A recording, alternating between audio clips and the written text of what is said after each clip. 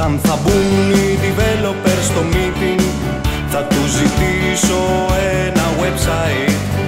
Το website, κλικ, κλικ, κλικ, κλικ, κλικ.